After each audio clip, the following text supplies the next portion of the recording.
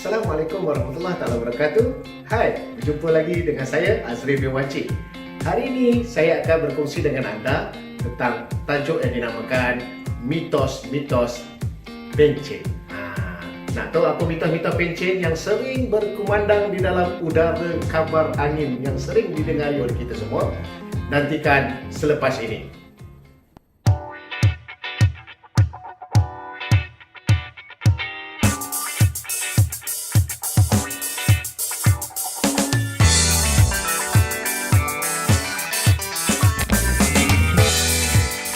Okey, hari ini kita nak bincang tentang mitos skim pencen. Adakah fakta ataupun auta? Okey, kita pergi yang pertama. Tuan-tuan dan puan-puan, ramai orang sering tertanya-tanya. Selalu soalan yang bermain dalam fikiran anda biasanya akan bertanya seperti ini.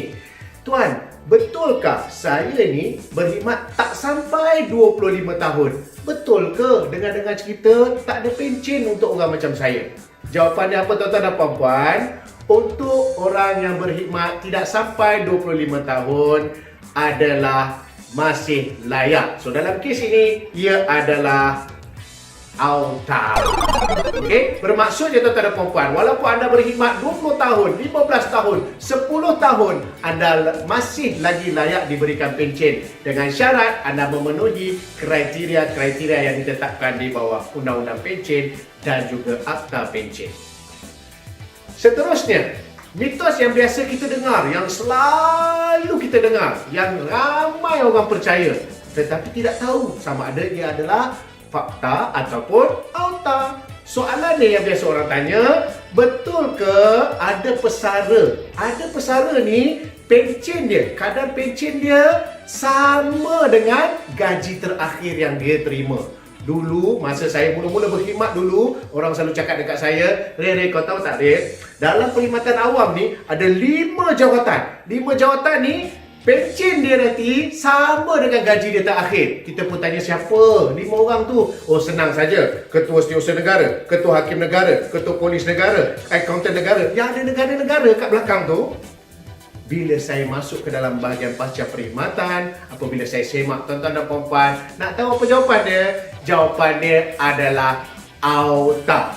Tidak ada seorang pun penjawat awam, termasuklah juga hakim dan juga menteri dan juga ahli-ahli yang berhormat, tidak ada siapa pun yang diberikan melebihi 60% daripada gaji pokok terakhir.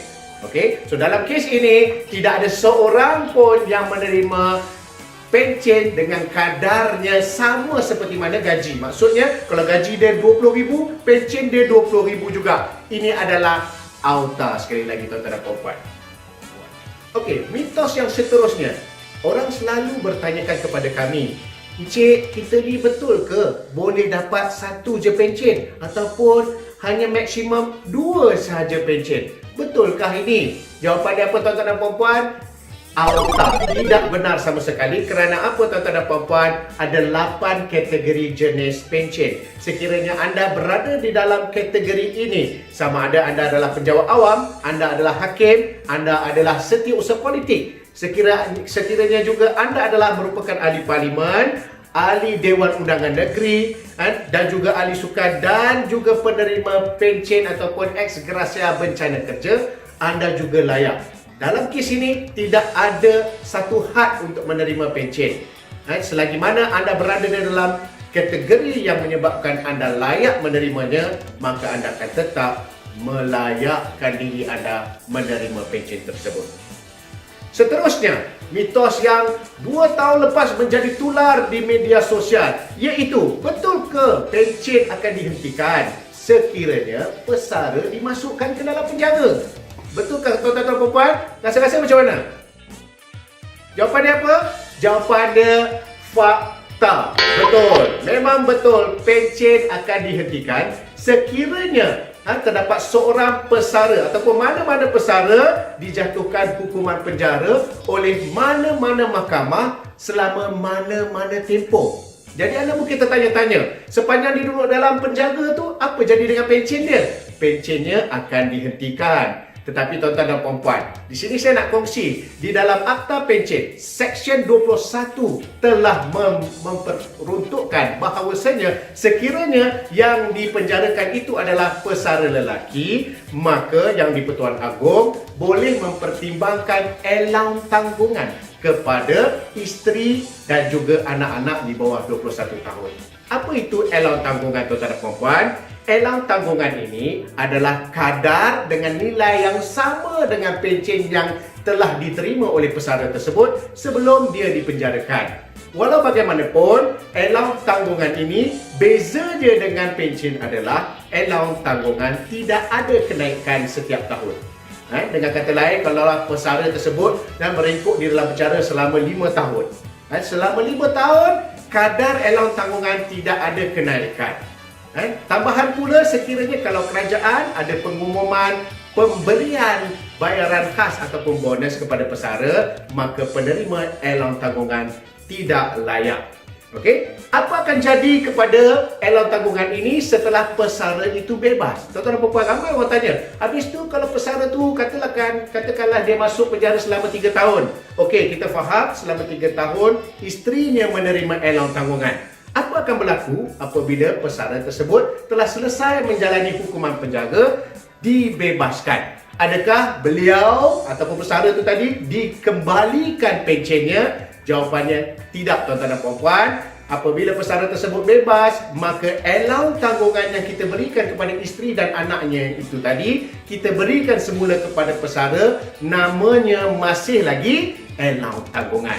Bermaksud pesara tersebut tidak akan dapat menerima kenaikan pencen. Sebab apa? Dia bukan menerima pencen, dia menerima allowance tanggungan. Bagaimana nak tukar status kepada pencen daripada allowance tanggungan?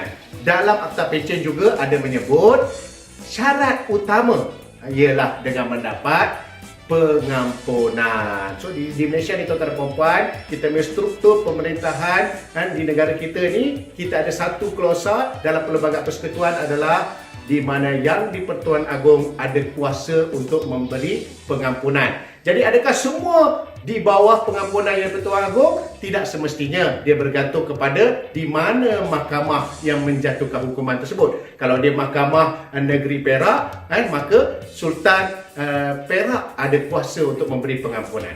Selagi tidak mendapat pengampunan, pesara tersebut hanya menerima allowance tanggungan saja. Mitos yang seterusnya, mungkin anda pernah mendengar ada pihak yang mengatakan, segala kemudahan perubatan yang kau guna sekarang, yang mana jabatan kau tanggung sekarang, nanti bila kau bersara nanti, JPA akan potong ganjaran kau nanti. Betulkah tuan-tuan dan puan-puan? Sebenarnya tidak. Segala kemudahan perubatan yang dinikmati oleh penjawat awam yang mana ditanggung oleh kerajaan melalui jabatan semasa anda sekarang ataupun sebelum ini, segala perbelanjaan tersebut adalah percuma selagi mana ia mengikut kelayakan anda. Maka dengan sebab itu, tuan-tuan dan puan-puan, tiada sebarang potongan daripada ganjaran persaraan anda kelak. Ini adalah mitos ataupun auta semata-mata. Minta maaf cakap, ramai di kalangan penjual-penjual, ejen produk-produk di luar sana yang menggunakan fakta yang auta ini untuk menakut-nakutkan penjawat awam bagi membeli produk-produk mereka. Jangan bagi tahu. Okey, mitos yang terakhir pada petang ini, tuan-tuan dan puan-puan, saya nak kongsi dengan anda. Selalunya ramai orang bertanya tentang soalan ini. Apa dia, tuan-tuan dan puan-puan? Encik, bolehkah pencen saya nanti saya nak wasiatkan kepada anak-anak saya seperti mana di dalam surat wasiat saya? Dengan kata lain, bolehkah pencen diwasiatkan? Apa jawapannya, tuan-tuan dan puan-puan? Dalam kes ini, pencen ataupun faedah-faedah persaraan tidak boleh diwasiatkan. Kita pernah menerima satu panggilan, tuan-tuan dan puan-puan, dia telefon saya, dia kata apa? Hello JPA, sudah 6 tahun bersara. 2 minggu lepas saya pergi doktor sudah kasih tahu saya sudah kena kanser stage 4. Okey jadi sebab saya pun tak hidup lama lah. Jadi saya sudah buat itu will. Apa itu will? Surat wasiat. Di dalam saya punya wasiat Encik, kalau saya mati, saya punya pencen RM2,000, saya tak mau kasih sama saya punya suami. Sebab apa? Dia pun kerja pun sudah kaya, ada meniaga. Saya juga tak mau kasih saya punya pencen kepada anak lelaki sebab dia punya perangai sama macam dia punya bapa. Jadi saya mau kasih saya punya pencen kepada anak perempuan saya saja. Kesian sama dia, Cik. Dia tidak kerja, dia hanya suri rumah tangga sepenuh masa saja. Jadi saya sudah masukkan di dalam wasiat saya, kalau saya mati, nanti saya punya pencen akan pergi kepada anak perempuan saya. Boleh ha? Nanti JPA tolong bikin, boleh ha? Saya jawab, Madam, minta maaf. Kita di JPA, kita pihak berkuasa pencen. Kita menguruskan pembayaran pencen, tetapi kita tidak menguruskan harta pusaka ataupun pembahagian harta. Dalam isu ini, tuan-tuan dan puan-puan, pencen ataupun ganjaran tidak boleh diwasiatkan. Kerana apa? Yang pertama, pencen bukanlah harta pusaka anda. Dia adalah satu nikmat ataupun faedah ataupun ganjaran ataupun pemberian oleh kerajaan kepada mana-mana penjawat awam yang bersara di bawah undang-undang pencen. Maka dengan itu, pencen akan dibayar kepada mereka yang berhak. Dalam kes ini saya bagi tahu kepada madam tadi, madam, dalam kes ini minta maaf. Selagi mana your husband masih lagi your legal husband ataupun suami yang sah di sisi undang-undang, kalau you meninggal dunia, your husband is still entitled. Dia masih lagi berhak terhadap bahagian pencen tersebut. Begitu juga dengan anak lelaki madam itu tadi, selagi mana dia belum mencapai umur 21 tahun, dia tetap ada hak untuk pencen terbitan tersebut. Okey, jadi faham tuan-tuan dan puan-puan ya. Saya harap hari ini beberapa mitos telah saya rungkaikan kepada anda. Diharap segala penjelasan saya pada hari ini dapat menjawab segala persoalan yang mungkin bermain dalam fikiran anda selama ini. Dan jangan biarkan mitos-mitos ini menghantui diri anda. Tuan-tuan dan puan-puan, jangan lupa kita wujudkan BPTV di dalam YouTube ini khas untuk anda. Jadi kami nak jemput anda untuk sama-sama klik like, jangan lupa like, dan juga klik subscribe untuk kita hasilkan pelbagai lagi video yang menarik berkenaan dengan hal ehwal persaraan agar lebih ramai di kalangan penjawat awam, pesara dan juga waris kepada pesara kerajaan di luar sana dapat mengetahuinya. Jadi cukup dulu setakat ini daripada saya Azli Biwancik. Sehingga kita berjumpa lagi. Assalamualaikum. Bye-bye.